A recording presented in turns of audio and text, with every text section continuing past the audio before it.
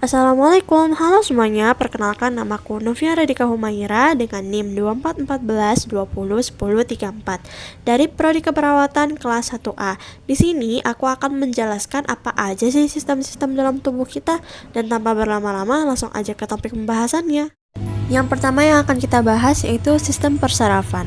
Sistem persarafan adalah jaringan kompleks yang berfungsi untuk mengatur dan mengkoordinasikan berbagai aktivitas dalam tubuh seperti berpikir, bergerak, melihat, bernafas, dan merespon keadaan darurat.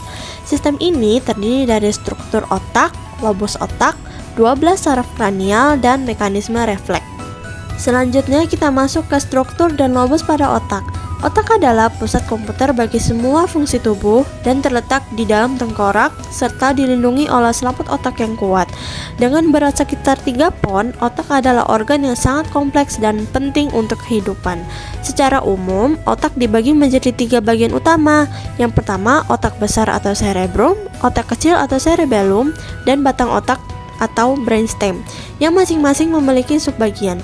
Ruang antar bagian diisi oleh cairan otak dan bagian luar otak dilindungi oleh 3 lapis selaput otak serta tulang tengkorak. Sekarang kita masuk ke bagian utama otak. Yang pertama adalah otak besar atau cerebrum. Otak besar atau cerebrum ini merupakan bagian terbesar dari otak dan terbagi menjadi otak kanan dan otak kiri. Bagian ini juga terdiri dari 4 lobus. Yang pertama adalah lobus frontal, yang fungsinya untuk mengendalikan gerakan, ucapan, perilaku, memori, emosi, dan fungsi intelektual. Selanjutnya adalah lobus parietal. Lobus parietal ini berfungsi untuk mengatur sensasi seperti sentuhan dan suhu serta orientasi spasial. Yang ketiga adalah lobus temporal. Lobus temporal ini berfungsi untuk mengendalikan pendengaran, ingatan, emosi, dan fungsi bicara. Dan yang terakhir adalah lobus occipital. Fungsinya yaitu mengatur fungsi penglihatan. Bagian utama otak selanjutnya adalah otak kecil atau cerebellum. Otak kecil atau cerebellum ini terletak di bawah otak besar, bertanggung jawab atas koordinasi gerakan, keseimbangan, dan motorik halus. Selanjutnya yaitu batang otak atau brainstem. Brainstem ini menghubungkan otak besar dengan saraf tulang belakang, mengirim dan menerima pesan antara otak dan tubuh. Kemudian dia ini juga terdiri dari 3 bagian. Yang pertama otak tengah atau midbrain, yang fungsinya itu mengatur pendengaran, gerakan mata, dan respon terhadap lingkungan. Yang kedua adalah pons. Pons ini berfungsi untuk menghubungkan berbagai bagian otak dan mengandung saraf kranial. Dan yang terakhir adalah medula oblongata, yang berfungsi untuk mengatur fungsi vital seperti pernafasan, detak jantung, dan aliran darah. Kita masuk ke 12 saraf kranial. Yang pertama ada indera penciuman yang berfungsi pada indera penciuman, saraf optik yang berfungsi untuk kemampuan melihat, saraf okulomotor yang berfungsi untuk menggerakkan dan mengedipkan mata, saraf troklear yang berfungsi untuk menggerakkan mata ke atas, bawah, dan depan, saraf trigeminal yang berfungsi untuk sensasi wajah, rasa, dan gerakan rahang. Kemudian ada saraf abducens yang berfungsi untuk menggerakkan mata. Saraf kranial selanjutnya yaitu saraf wajah yang berfungsi untuk mengekspresi wajah dan indera perasa. Kemudian ada saraf pendengaran atau vestibular yang berfungsi untuk indera pendengaran dan keseimbangan. Kemudian ada saraf glosofaringeal yang berfungsi untuk rasa dan menelan. Setelah itu ada saraf vagus yang berfungsi untuk pencernaan dan detak jantung. Kemudian ada saraf aksesori yang berfungsi untuk gerakan otot bahu dan leher. Dan yang terakhir adalah saraf hipoglosal yang berfungsi untuk menggerakkan lidah. For your information, berdasarkan letak, 2 pasang saraf yaitu penciuman dan optik berasal dari otak besar, sedangkan 10 pasang lainnya berasal dari batang otak yang menghubungkan otak dengan sumsum tulang belakang. Saraf vagus adalah yang terpanjang dan mengalir ke berbagai bagian tubuh. Berdasarkan fungsi, saraf kranial mengendalikan sensasi dan keterampilan motorik, memungkinkan seseorang untuk merasakan sentuhan, mendengar, melihat, mencium, dan mencicipi. Saraf motorik mengontrol otot wajah dan kelenjar. Mekanisme gerak refleks. Gerak refleks adalah gerakan yang terjadi secara otomatis tanpa kita pikirkan, dan ini sangat berguna untuk melindungi diri dari bahaya. Misalnya saat kamu tersentuh benda panas, digigit serangga, atau menghirup asap. Ada juga gerakan refleks yang tidak kita sadari loh, seperti detak jantung dan gerakan lambung saat mencerna makanan. Penyebab gerak refleks terkait dengan sistem saraf tepi. Reseptor di panca indera kita menerima rangsangan dan mengirimkan sinyal melalui neuron ke sumsum tulang belakang. Di sana, saraf penghubung mendeteksi ancaman dan mengirimkan perintah ke otot untuk merespon. Kemudian jenis-jenis gerak refleks. Jenis-jenis gerak refleks ini ada dua. Yang pertama monosinaptik. Monosinaptik ini melibatkan satu neuron sensorik dan satu saraf motorik. Contohnya saat kamu langsung menarik tangan saat kena duri. Mekanismenya seperti impuls menuju reseptor, reseptor menuju neuron sensorik menuju sumsum tulang belakang, sumsum tulang belakang menuju saraf motorik dan menuju efektor, dan terakhir menuju ke gerak refleks. Yang kedua adalah polisinaptik. Polisinaptik ini sedikit lebih rumit, melibatkan interneuron di sumsum tulang belakang. Misalnya ketika kamu menginjak pecahan kaca, satu kaki terangkat sementara kaki lainnya menahan berat badan agar tetap seimbang. Mekanismenya seperti impuls menuju reseptor, kemudian menuju neuron sensorik, kemudian menuju sumsum tulang belakang, kemudian menuju interneuron menuju ke neuron motorik, kemudian menuju efektor, dan yang terakhir menuju ke gerak refleks. Fungsi gerak refleks. Fungsi utama gerak refleks adalah melindungi kita dari ancaman, misalnya menjauhkan tangan dari duri atau berkedip saat ada benda mendekati mata. Jadi, gerak refleks membantu kita tetap aman dan nyaman dalam berbagai situasi. Kita masuk ke sistem endokrin. Sistem endokrin adalah kumpulan kelenjar dan organ yang memproduksi hormon. Kelenjar endokrin mengeluarkan hormon langsung ke aliran darah untuk mempengaruhi fungsi organ atau jaringan lain dalam tubuh. Hormon adalah senyawa yang mengirim pesan kimia ke sel-sel target yang memiliki reseptor khusus. Karakteristik kelenjar endokrin ada beberapa. Yang pertama merupakan kelenjar buntu karena tidak memiliki saluran atau ductus dan menyekresikan hormon langsung ke dalam cairan di sekitar sel-sel. Kemudian menyekresi lebih dari satu jenis hormon kecuali kelenjar paratiroid. Kemudian memiliki sejumlah sel sekretori yang dikelilingi oleh pembuluh darah dan ditopang oleh jaringan ikat. Kemudian masa aktif dalam menghasilkan hormon berbeda-beda. Ada yang seumur hidup seperti hormon metabolisme, ada yang dimulai pada masa tertentu, contohnya hormon kelamin, dan ada juga yang bekerja sampai masa tertentu seperti hormon pertumbuhan. Dan yang terakhir, sekresi hormon dapat distimulasi atau dihambat oleh kadar hormon lainnya, senyawa non-hormon dalam darah, serta impuls saraf. Fungsi sistem endokrin ada 5. Yang pertama homeostatis, kemudian pertumbuhan, kemudian mengatur aktivitas tubuh seperti metabolisme, perkembangan seksual, dan yang terakhir siklus reproduksi. Di sistem endokrin ini terdapat 7 kelenjar utama. Yang pertama hipofisis yang terletak di bagian dasar hipotalamus, tiroid terletak di bawah laring, paratiroid terletak di belakang tiroid, adrenal terletak di kutub atas ginjal, pankreas terletak di bawah lambung, gonad kalau di wanita di bawah perut atau ovarium, kalau di pria itu testis di bawah zakar dalam skrotum. Kemudian yang terakhir adalah timus yang terletak di bagian posterior toraks di atas jantung. Kelenjar utama yang pertama adalah hipofisis. Hipofisis atau kelenjar pituitari adalah kelenjar endokrin terbesar dan sering disebut sebagai master of gland karena mempengaruhi aktivitas kelenjar lainnya. Kelenjar ini terbagi menjadi 2 lobus. Yang pertama lobus anterior dan yang kedua lobus posterior. Lobus posterior ini menghasilkan 7 hormon, yang salah satunya adalah growth hormone yang berfungsi untuk merangsang pertumbuhan tulang. Lobus posterior menghasilkan 2 hormon, yang salah satunya adalah oksitosin berfungsi untuk membantu merangsang kontraksi otot pada uterus. Selanjutnya adalah kelenjar tiroid. Kelenjar tiroid adalah kelenjar hormon berbentuk kupu-kupu yang terletak di bagian depan bawah leher dan bawah pita suara. Kelenjar ini menghasilkan 3 hormon. Yang pertama tiroksin dan triiodotironin yang berfungsi untuk proses metabolisme, pertumbuhan fisik, perkembangan mental, kematangan seks, dan distribusi air dan garam dalam tubuh. Dan kalsitonin berfungsi untuk menjaga keseimbangan kalsium dalam darah. Selanjutnya adalah kelenjar paratiroid. Kelenjar paratiroid atau kelenjar anak gondok adalah 4 kelenjar kecil yang terletak di leher, tepatnya di belakang kelenjar tiroid. Kelenjar ini hanya memproduksi satu hormon saja, yaitu parathormon yang berfungsi mengatur kadar kalsium dalam darah. Selanjutnya adalah kelenjar adrenal. Kelenjar adrenal atau kelenjar suprarenalis adalah kelenjar yang terletak di atas ginjal. Kelenjar ini terbagi menjadi 2, yaitu korteks atau kulit dan medula atau bagian dalam. Nah, korteks ini menghasilkan 3 hormon, yang salah satunya adalah korteks mineral yang berfungsi untuk menyerap natrium darah dan mengatur reabsorpsi air pada ginjal. Kalau medula, dia menghasilkan dua hormon, yang salah satunya adalah adrenalin atau epinefrin yang berfungsi untuk mengubah glikogen dalam otot menjadi glukosa dalam darah, serta meningkatkan kerja saraf simpatik, salah satunya saraf yang mempengaruhi kerja jantung.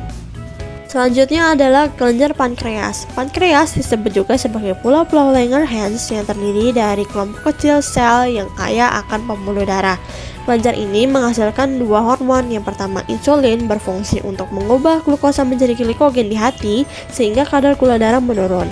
Dan yang kedua, glukogen berfungsi untuk mengubah glikogen menjadi glukosa sehingga kadar gula darah meningkat. Selanjutnya adalah kelenjar gonad. Kelenjar gonad adalah kelenjar endokrin yang menghasilkan gamet atau sel kelamin dan hormon seks. Kelenjar ini terdiri dari dua. Yang pertama gonad pada ovarium, yang kedua gonad pada testis. Gonad pada ovarium menghasilkan dua hormon. Yang pertama estrogen berfungsi untuk menentukan ciri pertumbuhan kelamin sekunder perempuan, dan progesteron berfungsi untuk penebalan dan perbaikan dinding uterus atau rahim. Gonad pada testis menghasilkan satu hormon, yaitu testosteron, yang berfungsi untuk menentukan ciri pertumbuhan kelamin sekunder laki-laki dan memicu pembentukan sperma. Kelenjar yang terakhir adalah kelenjar timus. Kelenjar timus terdiri dari dua lobus berwarna kemerah-merahan. Pada bayi baru lahir, kelenjar ini kecil dan hanya sekitar 10 gram, tetapi akan membesar selama masa remaja menjadi sekitar 30-40 gram. Setelah dewasa, kelenjar timus akan menyusut secara bertahap. Nah, kelenjar timus ini juga menghasilkan 3 hormon. Yang pertama, timopoietin dan timulin berfungsi untuk proses perubahan sel T menjadi sel-sel spesifik. Kemudian timosin berfungsi untuk menguatkan respon imun dengan menstimulasi pembentukan sel T. Selanjutnya adalah sistem reproduksi. Sistem reproduksi adalah kumpulan organ dan struktur dalam tubuh yang berfungsi untuk menghasilkan keturunan. Nah, sistem reproduksi ini terbagi menjadi dua, yaitu sistem reproduksi pria dan wanita. Yang akan kita bahas duluan adalah sistem reproduksi pria. Nah, sistem reproduksi pria ini terbagi menjadi dua, yaitu organ eksternal dan organ internal. Organ eksternal dibagi menjadi dua, yaitu penis adalah mengeluarkan sperma selama ejakulasi dan sebagai saluran untuk keluarnya urin. Dan skrotum adalah kantong yang melindungi dan mengatur suhu testis agar optimal untuk produksi sperma. Organ internal terbagi menjadi 7 bagian. Yang pertama, testis adalah tempat produksi sperma atau spermatogenesis dan hormon testosteron. Epididymis tempat penyimpanan dan pematangan sperma sebelum ejakulasi. Pestiferens adalah saluran yang membawa sperma dari epididymis ke uretra. Kelenjar prostat adalah kelenjar yang menghasilkan cairan yang melindungi dan memberi nutrisi pada sperma. Kemudian kelenjar vesicula seminalis adalah kelenjar yang menghasilkan cairan kaya fruktosa untuk energi sperma. Kemudian kelenjar Cooper atau bulba uretra adalah kelenjar yang menghasilkan cairan polumas dan netralisasi keasaman uretra. Yang terakhir adalah uretra adalah saluran pengeluaran sperma dan urin. Nah, proses reproduksinya terbagi menjadi dua. Yang pertama, spermatogenesis. Spermatogenesis adalah proses pembentukan sel sperma di dalam testis pria. Cara kerjanya adalah proses spermatogenesis dimulai dari spermatogonium yang membelah mitosis menjadi spermatosit primer. Spermatosit primer menjalani meiosis 1 menjadi 2 spermatosit sekunder. Lalu meiosis 2 menghasilkan 4 spermatid. Spermatid berkembang menjadi spermatozoa atau sperma matang yang disimpan di epididymis hingga ejakulasi. Proses yang kedua adalah ejakulasi. Ejakulasi adalah proses keluarnya sperma dan cairan semen dari penis yang terjadi setelah rangsangan seksual. Ejakulasi biasanya terjadi setelah mencapai klimaks seksual, yaitu orgasme yang merupakan puncak dari sensasi seksual. Setiap ejakulasi dapat mengandung sekitar 200-500 juta sperma. Selanjutnya adalah sistem reproduksi wanita. Nah, sistem reproduksi wanita ini juga terbagi menjadi dua bagian. Yang pertama, organ eksternal dan organ internal. Organ eksternal terbagi menjadi 5 bagian. Yang pertama, labia mayora dan minora adalah bagian yang melindungi organ reproduksi internal. Kemudian klitoris adalah bagian sensitif yang berperan dalam rangsangan seksual. Kemudian vagina adalah tempat untuk hubungan seksual, persalinan dan menstruasi, serta uretra adalah tempat untuk keluarnya urin. Proses reproduksinya adalah mengangkut sel telur atau ovum menuju tuba falopi. Apabila terjadi proses pembuahan oleh sperma, maka ovum akan dipindahkan ke lapisan rahim atau endometrium yang telah menebal. Namun, jika tidak terjadi pembuahan, lapisan rahim dan sel telur tersebut akan meluruh yang menyebabkan keluarnya darah melalui vagina atau yang kita sebut dengan menstruasi. Sistem selanjutnya adalah sistem perkemihan. Sistem urinaria atau perkemihan terdiri dari organ-organ yang berperan dalam pembentukan dan pengeluaran urin, mulai dari ginjal hingga saluran keluarnya yang disebut uretra. Jika salah satu organ mengalami masalah, proses pembentukan urin bisa terganggu. Organ dalam sistem perkemihan ini ada 4. Yang pertama adalah ginjal. Ginjal adalah organ penting berbentuk kacang yang terletak di bawah tulang rusuk. Fungsinya meliputi membuang limbah dan cairan berlebih, menyeimbangkan kadar air dan elektrolit, serta mengeluarkan hormon yang mengontrol produksi sel darah merah. Proses penyaringan terjadi di nefron yang mengeluarkan urea dan membentuk urin. Yang kedua, ureter. Ureter ini adalah 2 tabung kecil yang membawa urin dari ginjal ke kandung kemih. Dindingnya memiliki 3 lapisan dan berkontraksi untuk mengalirkan urin setiap 10-15 detik. Yang ketiga adalah kandung kemih. Kandung kemih adalah organ berbentuk segitiga yang menyimpan urin. Dapat menampung 300-500 mili urin selama 2-5 jam dengan 2 sfinkter yang mengontrol pengeluaran urin. Dan yang terakhir adalah uretra. Uretra adalah saluran yang mengeluarkan urin dari kandung kemih ke luar tubuh. Berbeda panjangnya antara pria sekitar 20 cm dan wanita sekitar 4 cm dan dilengkapi dengan cincin otot atau sfinkter untuk mencegah kebocoran urin. Sistem selanjutnya adalah sistem respirasi. Sistem respirasi bertanggung jawab atas pertukaran gas yaitu oksigen dan karbon dioksida antara tubuh dan lingkungan. Sistem ini juga terbagi menjadi 2 bagian. Yang pertama, organ sistem pernafasan atas dan organ sistem pernafasan bawah. Organ sistem pernafasan atas terbagi menjadi 6 bagian. Yang pertama adalah hidung. Hidung adalah gerbang utama untuk masuk dan keluarnya udara. Berfungsi menyaring kotoran dari udara dengan bantuan lendir dan rambut halus. Jika hidung mampet, udara juga bisa masuk melalui mulut. Sinus adalah rongga udara di dalam tulang tengkorak yang membantu mengatur suhu dan kelembapan udara yang dihirup. Adenoid yaitu jaringan kelenjar getah bening di tenggorokan yang menyaring mikroorganisme menggunakan sel limfosit. Tonsil yaitu kelenjar getah bening di dinding faring yang membantu melawan penyakit terutama pada anak-anak. Faring adalah saluran di belakang mulut yang menyalurkan udara ke trakea dan juga membantu pencernaan dengan mendorong makanan ke lambung. Yang terakhir adalah epiglotis. Epiglotis adalah katup yang mencegah makanan masuk ke saluran pernafasan, menutup saat makan, dan terbuka saat bernafas. Organ sistem pernafasan bawah terdiri dari 10 bagian. Yang pertama, laring atau kotak suara, yaitu terletak di bawah faring, berisi pita suara yang membuka saat bernapas dan menutup untuk memproduksi suara. Getaran udara yang melewati pita suara menghasilkan suara. Trakea atau batok tenggorokan adalah saluran sepanjang sekitar 10 cm yang menyalurkan udara dari laring ke paru-paru serta membelah menjadi 2 bronkus. Tulang rusuk adalah bagian yang melindungi organ dalam dada dan berfungsi mengembang dan mengempis mengikuti gerakan paru saat bernapas serta didukung oleh otot dada. Bronkus adalah saluran bercabang dari trakea, terdiri dari bronkus utama kanan dan kiri, mengalirkan udara ke bronkiolus serta menyaring dan melembabkan udara. Bronkiolus adalah cabang dari bronkus dalam paru-paru yang membawa udara ke alveolus dan mengontrol jumlah udara yang masuk dan keluar. Alveolus adalah kantong kecil di ujung bronkiolus, tempat pertukaran oksigen dan karbon dioksida. Alveolus ini menyerap oksigen dan mengeluarkan karbon dioksida. Paru-paru adalah tempat utama pertukaran gas dan juga berfungsi menyeimbangkan kadar pH dalam tubuh dengan mengeluarkan karbon dioksida. Pleura adalah selaput tipis yang melapisi paru-paru, menghasilkan cairan pelumas untuk mencegah gesekan saat bernafas.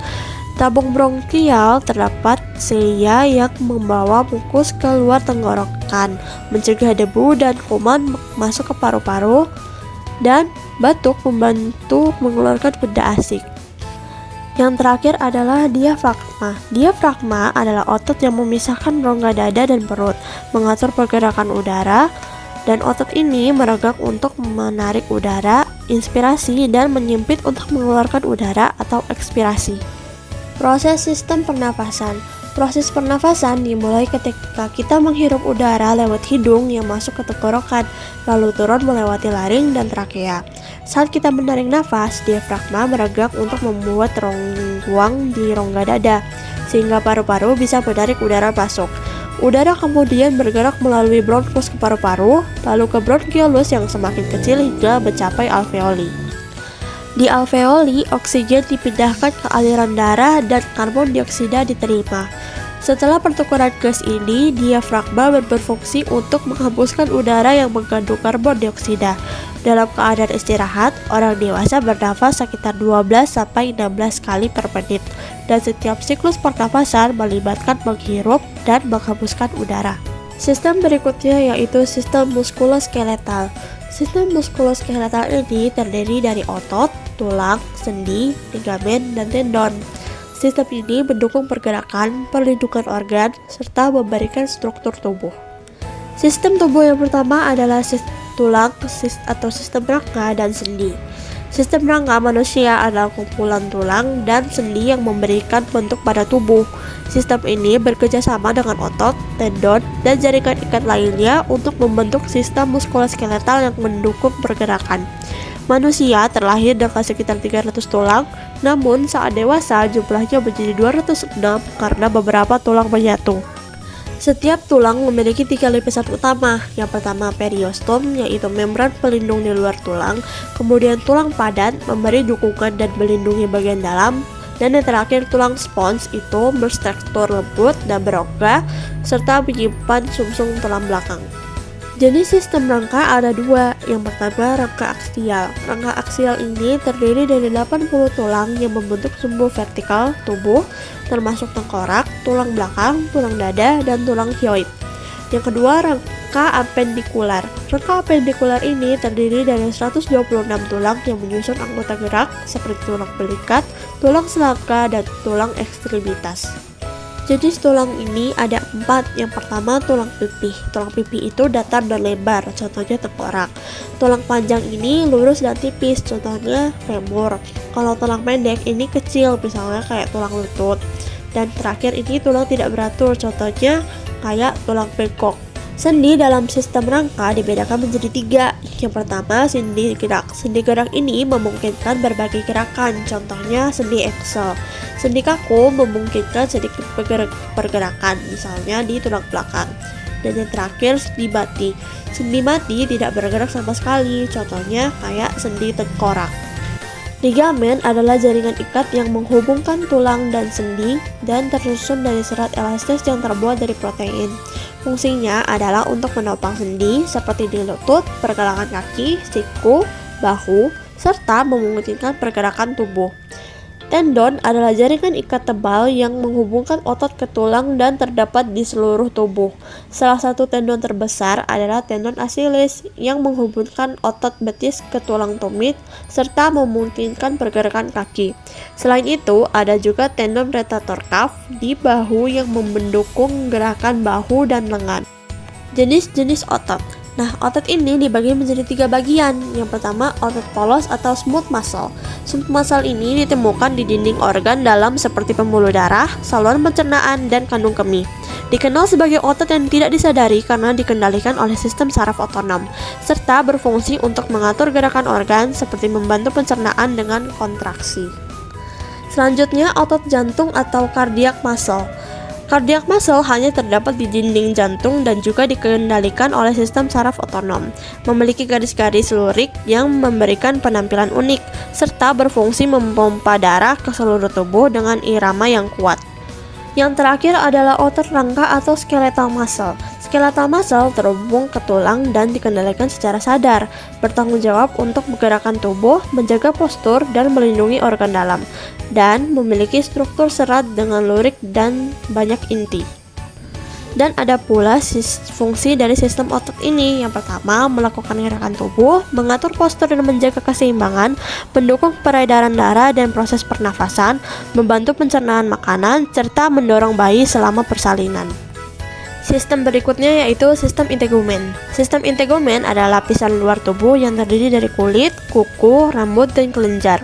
Sistem ini berfungsi sebagai penghalang fisik yang melindungi tubuh dari bakteri, infeksi, cedera, dan sinar matahari. Selain itu, sistem integumen juga membantu mengatur suhu tubuh dan merasakan sensasi seperti panas dan dingin. Struktur utama sistem integumen yang pertama adalah kulit.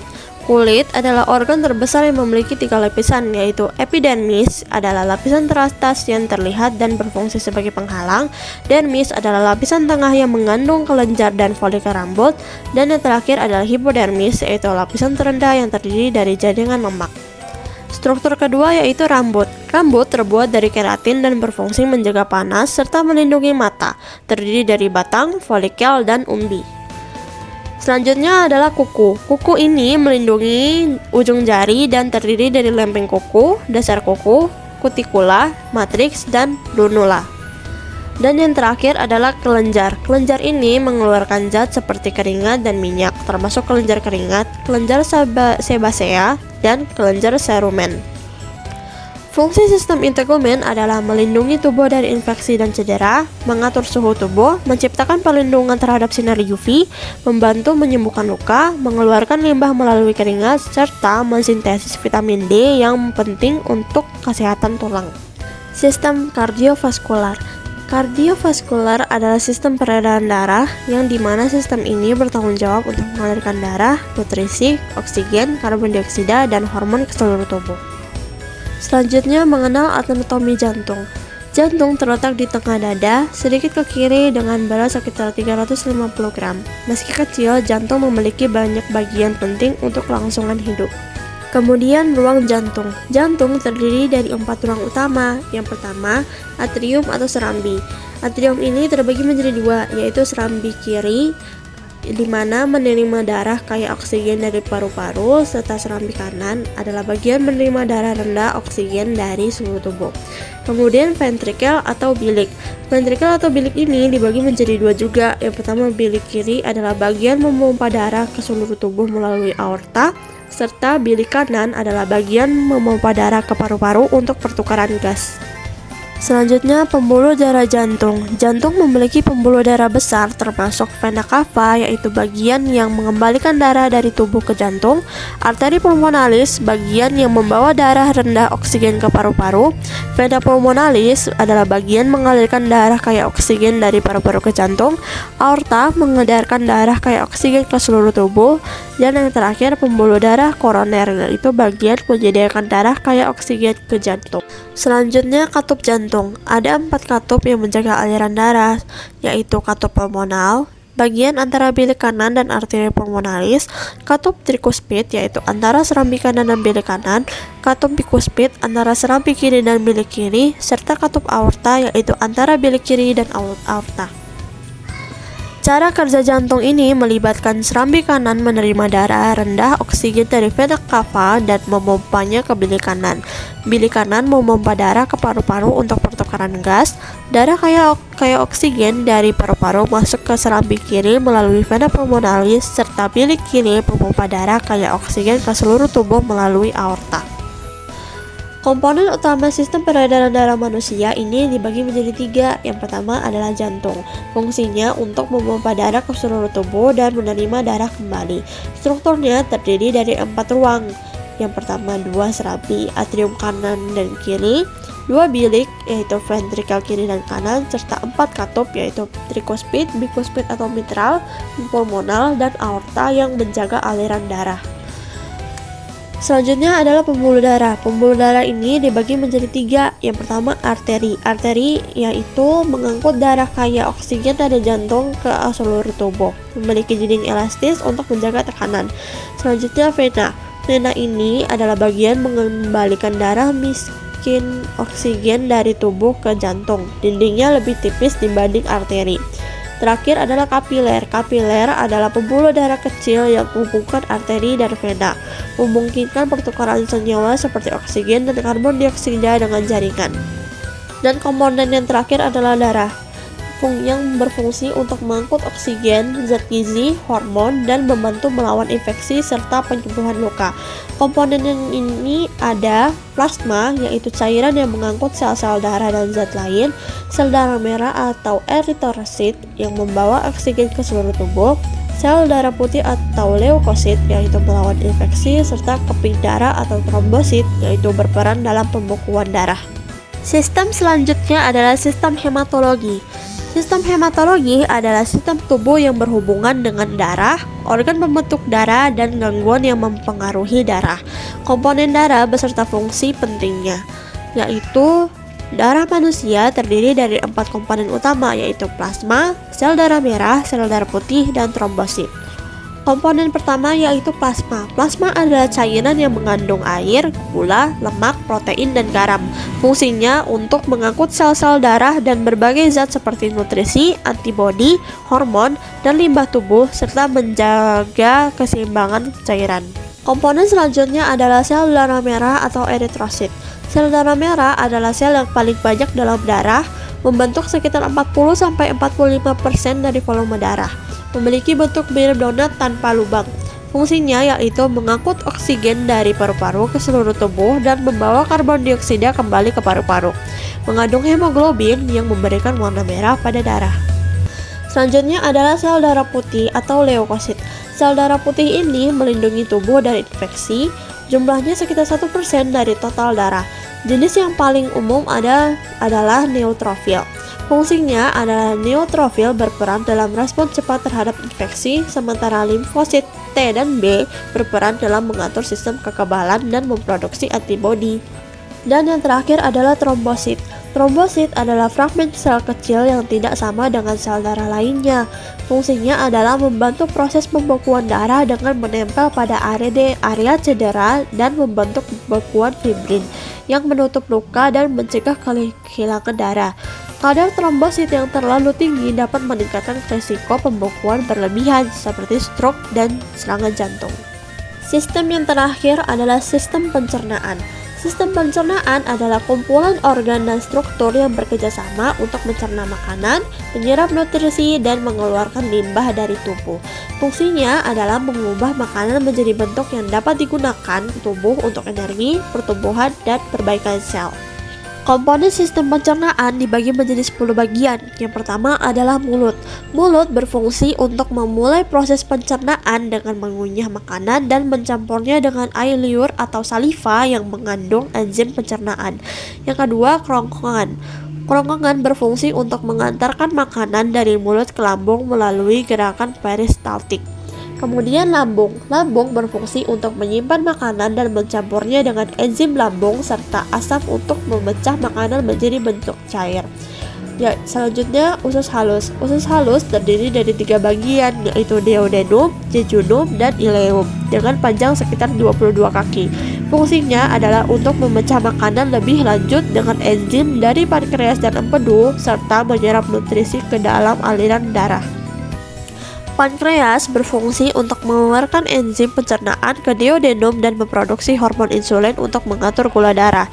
Hati atau lever berfungsi untuk memproses nutrisi yang diserap dari usus kecil dan memproduksi empedu untuk membantu pencernaan lemak. Kantong empedu berfungsi untuk menyimpan dan mengkonsentrasikan empedu dari hati, kemudian melepaskannya ke usus kecil saat diperlukan. Usus besar adalah tabung otot yang menghubungkan usus kecil ke rektum. Panjangnya sekitar 6 kaki, berfungsi untuk mengolah limbah dan menyerap air serta garam dari sisa makanan dan membentuk feses. Selanjutnya adalah rektum. Rektum berfungsi untuk menyimpan feses sebelum dikeluarkan dan memberi sinyal saat akan buang air besar. Dan komponen sistem pencernaan yang terakhir adalah anus. Anus ini berfungsi untuk mengendalikan pengeluaran feses dari tubuh.